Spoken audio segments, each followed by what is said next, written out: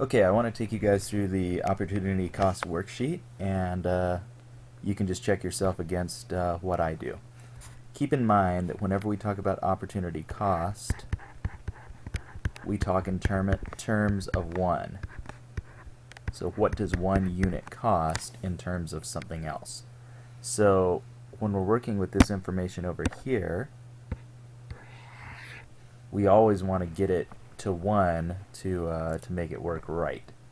So let's look at the first guy, Eric, and work with his 6 and 5. Now you see I've got an answer already filled in here for you, and hopefully that was enough to get you on your way.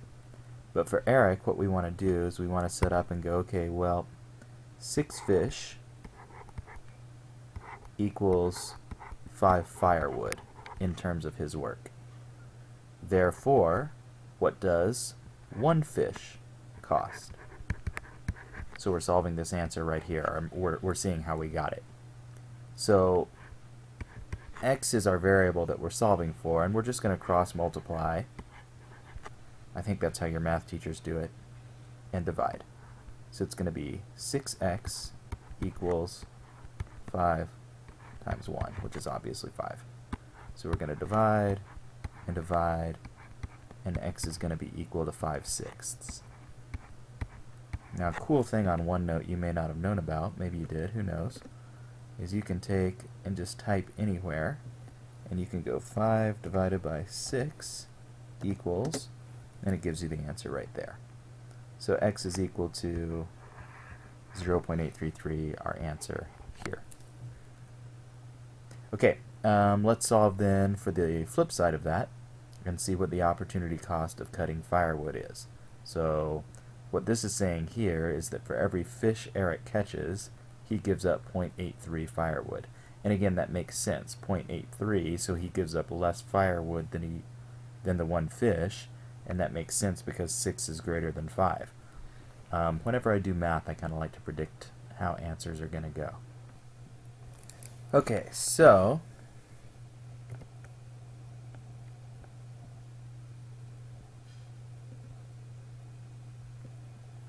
we're once again going to set up, we're going to say 5 firewood to 6 fish. And again, I see real quickly as a fraction that that's going to be less than 1. So 5 is less than 6, so 1 should be less than whatever our answer is there. So again, it's going to be 5x, just cross multiply and divide, is equal to 6. And x is going to be equal to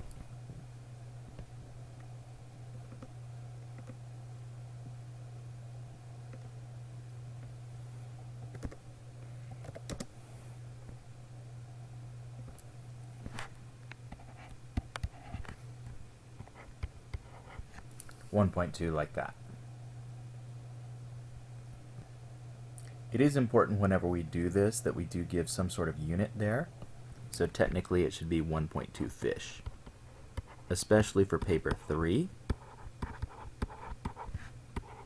If you leave out a unit, you're going to cost yourself some marks.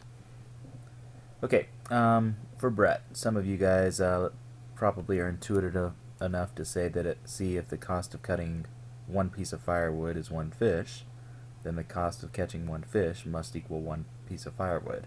Likewise, we see that Brett is equal in terms of fishing and cutting firewood, so the answer here is just going to be 1 firewood.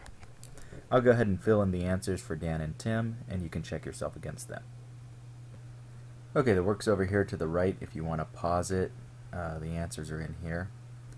And I don't have this last one in because I do want to just point out, if you haven't noticed yet, these are all reciprocals of each other when we look left to right. So when I do the math for Tim, I'm going to do 20 to 10 equals 1x, and essentially I'm going to get, instead of x equals 20 over 10, I'm going to get x equals 10 over 20. So once you know 1, if it's an easy reciprocal, so 2 over 1, the reciprocal is 1 over 2, also known as 0.5. So that's an easy shortcut if you want to take that, but if it's going to mess you up, just go ahead and work it out.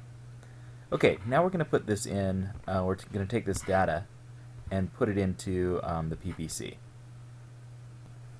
First things first, we have to label our axes. It doesn't matter which one is which, so I'll just call this fish and this firewood. But really, either one could be either. For the numbers that are going to go on the axes, I typically look for something simple. So you need to remember that you need to total, coming down, those numbers. So 6 and 5 is 11, and 4 is 15, and 25. So for fishing, the total they can do is 25. So then we're just going to number by 5s down. And then for firewood, we see that it's 5 and 5 is 10, 20, and then another 20 is 40. So since there's 1, 2, 3, 4, 5, I'm going to make those go by 8s. So 32, 24, 16, and 8.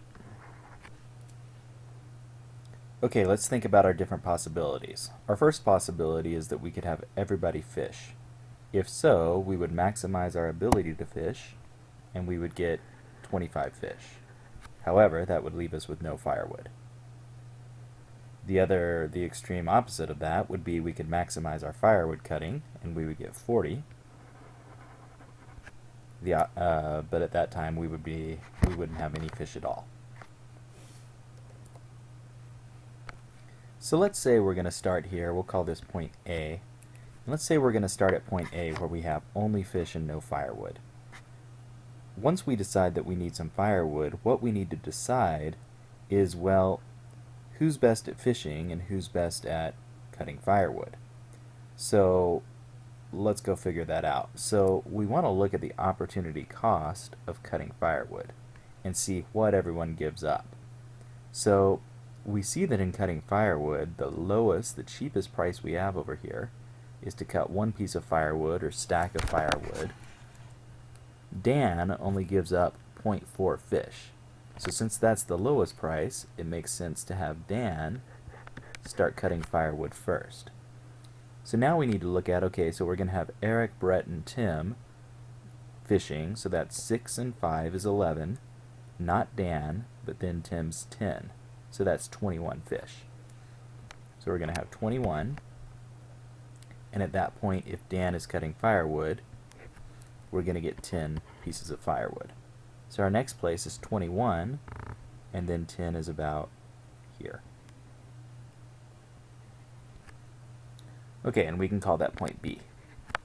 Okay, maybe we don't have enough firewood yet, so we want to continue in the same manner and look for who's the next cheapest. And we see Tim is the next cheapest. So if we have Tim start cutting firewood, we gain 20. So now we're going to be 30 here. And however, and that seems like a big gain, and it is, but keep in mind we also lose a lot in fishing. So we're going to be down to 11 here. So we're going to see quite a drastic move. So we're going to be at 11, and then 30 is around here. We'll call that point C. Okay, we've got 2 guys fishing, cutting firewood, and 2 guys fishing. So the next person we could move over, the next cheapest is Brett. And if he starts cutting firewood, this number would go up by 5. So 35. And that number would go down by 5, so 6. And just graph that. 6 and 35's in here somewhere. And call that point D. The last point we'll call point E. That's where everyone is then cutting firewood. And we connect all these. And there we have our production possibilities curve. Again, a couple things to notice. It does have a convex shape. It's not a straight line because we specialized, and that's always an important conclusion when we look at the PPC. Okay, question 3 and 4, I kind of put them in there to juxtapose against each other. Question 3 says who is best. Question 4 is whose opportunity cost is lowest. Well, it's kind of a thought question, but who is best? I suppose whoever's best would be the person who can cut the most. And we see that Tim is actually the best at each. 10 is the highest number in that column, and 20 is the highest number in that column. If you took best to mean lowest opportunity cost, that would be fine, But then I guess I'm a little curious how you answered the next question. So essentially that's all we were getting at with questions 3 through 6. So you see the answers there if you want to pause and see what I wrote in. But essentially we're saying, well, lower opportunity cost doesn't mean that you can produce more of something than somebody else. What it means is that you can produce it more cheaply. You can give up less. The convex shape, again, specialized tasks, is going to make us more efficient. Okay, let's look at a couple new concepts, and actually the later video today will also be about this a little bit more in depth. So I'm just going to real quickly talk about what we might see here. So on the PPC, 25 firewood and 7 fish. So I've put that here as the green star. So is it possible to only get 25 firewood and 7 fish? Well, of course it is. Now, according to the curve, if I'm producing 25 firewood, I could get, 12 or 13 fish. Likewise, if I'm getting 7 fish, I should be able to get 30-something firewood. But what if somebody decides to take a break? What if Tim is cutting firewood and starts chasing squirrels instead? Well, then output is certainly going to fall. What about for them to produce 15 fish and 30 firewood? Can they just work harder? Well, no, because we already said that the blue line represents 100% production capacity. So to get to this point, they're going to need to come up with a better technique, maybe a better fishing rod, maybe a sharper axe, who knows, but to get to here, they're going to have to change the opportunities available to them. Looking on here, we see the answer to the last question. Anything inside of this curve, or any dot that we put down, that's the actual output. Most often, if we actually did this for countries, their dots are going to lie within or inside of their production possibilities curve. There's going to be some amount of inefficiency, there's going to be something that's broken, something that's not being used correctly, and that's where countries are going to actually produce.